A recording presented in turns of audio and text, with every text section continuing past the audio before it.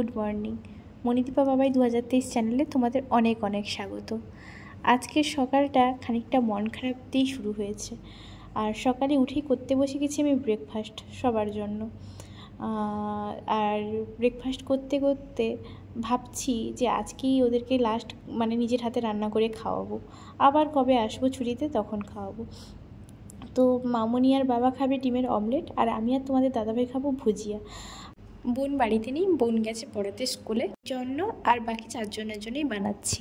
তো তোমরা ভাবছো ভুজিয়া করছি আবার দুবার আলাদা আলাদা করে কেন করছি। অ্যাকচুয়ালি তোমাদের দাদাভাই একটু টমেটো বেশি করে খায় আর একটু লঙ্কাও খায়, আর আমি একদম টমেটো অল্প নেই, লঙ্কা তো একদমই নেই না, 1-2 পিস, 1-2 পিস বলতে লঙ্কা কুচি করে সেখান থেকে 1-2 পিস হয়তো নেই।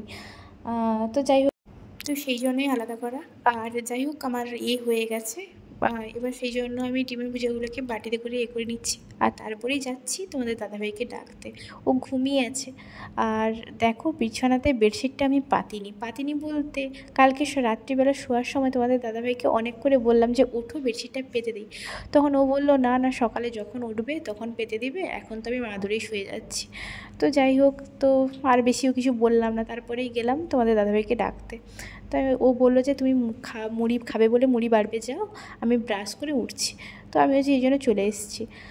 আর দেখো, আমার মুড়ি টুড়ি খাওয়া হয়ে গেছে, আমার কেন বাড়ির সবারই মুড়ি টুড়ি খাওয়া হয়ে গেছে। আর তারপরে দুপুরে রান্নার জন্য চলে এসেছি। দুপুরে রান্না বলতে আমি সেরকম কিছু রান্না করবো না, শুধু মাছটা ভেজে নিয়েছি।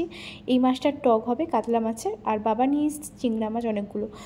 তো বললেন চিংড়া মাছ নিয়ে আসার একটাই কারণ হচ্ছে, বাবা বললেন কিছু 7-8 পিস চিংড়া মাছ তোমরা একটু কষা করে নিয়ে চলে যাও, আর বাদ বাকি যেটা থাকবে সেটা মালাইকারি হবে।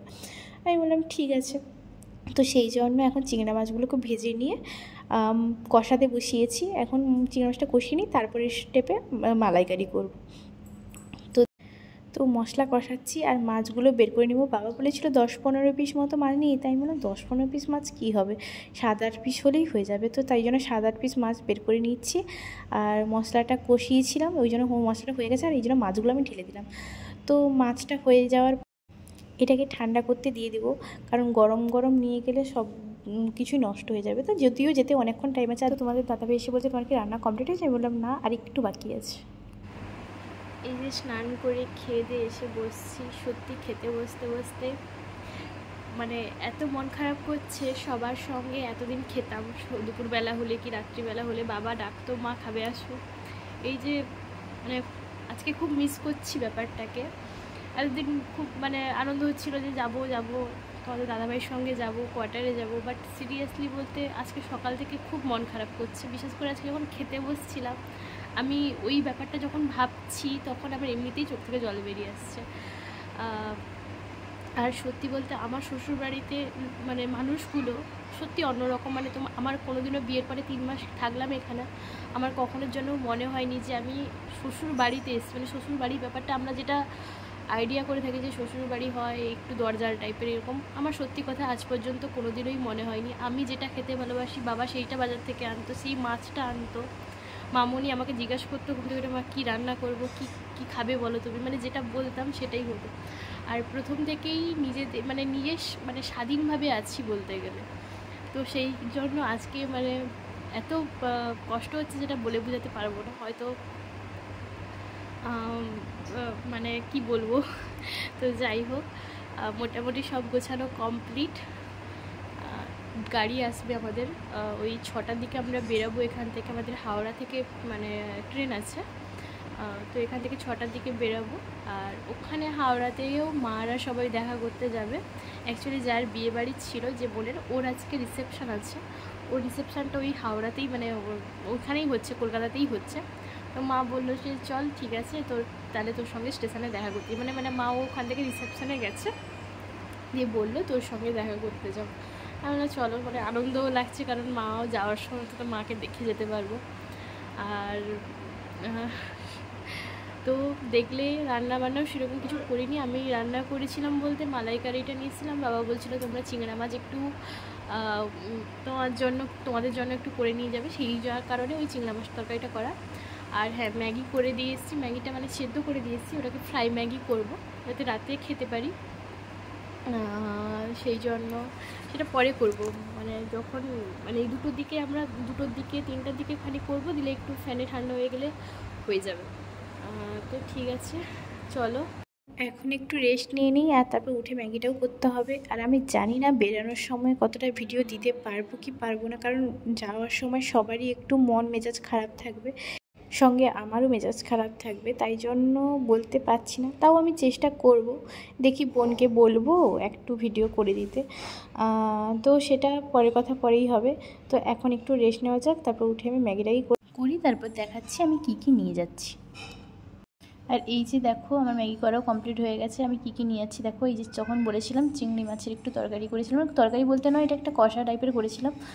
আর এই যে ফ্রাই ম্যাগি করেছি, আর সঙ্গে ডিম সিদ্ধ। তো এগুলাই আমি নিয়ে যাব। আর তার ঠিক পরেই আমি দেখো বেরিয়ে পড়েছি, কারণ 5টা বেজে গেছে, আমাদের গাড়ি আসার কথা 5:30টাতে। তো বেরানোর পরে রুমটাকে আর একবার দেখছি, সত্যি খুব কষ্ট হচ্ছে এই রুমটাকে ছেড়ে যেতে, কারণ বিয়ের পর থেকে এই রুমটাতে আমি থাকছি, খাচ্ছি A to Z। তো লাস্টবার মতো রুমটা দেখে নিলাম। আর মাদুটা যেহেতু ছিল, তাই আমি উপরে পেতে দিয়েছি, যাতে বেডশিটগুলো নোংরা না হয়। আর এই যে মামনি আর বাবা আমাকে ছাড়তে যাবে, মানে বললো যেহেতু গাড়ি যাচ্ছে চলো হাওড়া পর্যন্ত ছেড়ে দিয়েছে। আমি চলো ঠিক আছে। আর আমি অলরেডি বেরিয়ে প্রণাম করে এসেছিলাম ঠাকুরের কাছে, আর সবাইকে প্রণাম করা কমপ্লিট হয়ে গেছিলো। এই হচ্ছে আমার ঠামা। ঠামা খুব কাঁদছিল। তো যাই হোক, সবাই যে তোমাদের দাদাভাই আর আমি বেরিয়ে পড়েছি, আর সঙ্গে সবাই পিছন পিছন আসছে। আর ঠিক তারপরেই গাড়ি চলে এসছে, আর বাবা যে দেখো, এই যে বাবা গাড়িতে ব্যাগটা ঢুকিয়ে দিচ্ছে। আর তারপরেই আমাদের গাড়িটা স্টার্ট দিয়ে দিবে, কারণ এমনিতে একটু দেরি হয়ে গেছে। তারপর ভোটের সময় তো রাস্তায় কোথায় জ্যাম ট্যাম হবে, তাই একটু আমরা হাতে সময় নিয়ে বেরিয়ে গেলাম। আর এই যে মামনি, আমি আর ওপাশ থেকে দাদা ভাইও বসে গেছে, আর বাবার সামনে বসছে। তো বেরিয়ে পড়েছি, আর এই যে গাড়িতে যাচ্ছি, বাবার সামনে বসছে, আমার 3জন পিছনে বসছি। আর তারপরে তোমার দাদাকে বলছি তুমি একটু তাকাও, এমনি তার একটু গাড়িতে উঠতে অ্যাসিড হয়ে গেছিলো নাকি জানি না, হালকা একটু তার গা গোলাচ্ছিলো, আমারও গোলাচ্ছিলো, বাট এখন কমে গেছে। আর এই যে দেখো আমি স্টেশনে পৌঁছে গেছি। তো আমি স্টেশনে পৌঁছেছি পাক্কা 8:45-এর দিকে। আর মারও আসবে, মামনি আর বাবাকে তোমাদের দাদাভাই ছাড়তে গেল স্টেশনের বাইরে, আর ওদেরকে ছাড়বে, আর আমার মারও আসবে, ওদেরকে নিয়ে আসবে। আর এই যে দেখো আমার মা, সেজো মামি আর আমার মামা চলে এসছে। তো মাকে তাকাতে বলছিলাম, আর সত্যি মা আর মামি যখন প্রথম আসে, তখন তাদেরকে দেখি আমার অলরেডি চোখ থেকে জল বেরিয়ে গেছিলো। তো তারপর নিজেকে একটু সামলে নিয়েছিলাম। আর ঠিক সামলাতে সময়ও হয়ে গেল, ওরা যাবে। আর মামি আর মা সবাই কেঁদেও ফেলছে। আর কি বলবো, এখানে এই মুহূর্তটা যারা জানে তারা ঠিক জানে।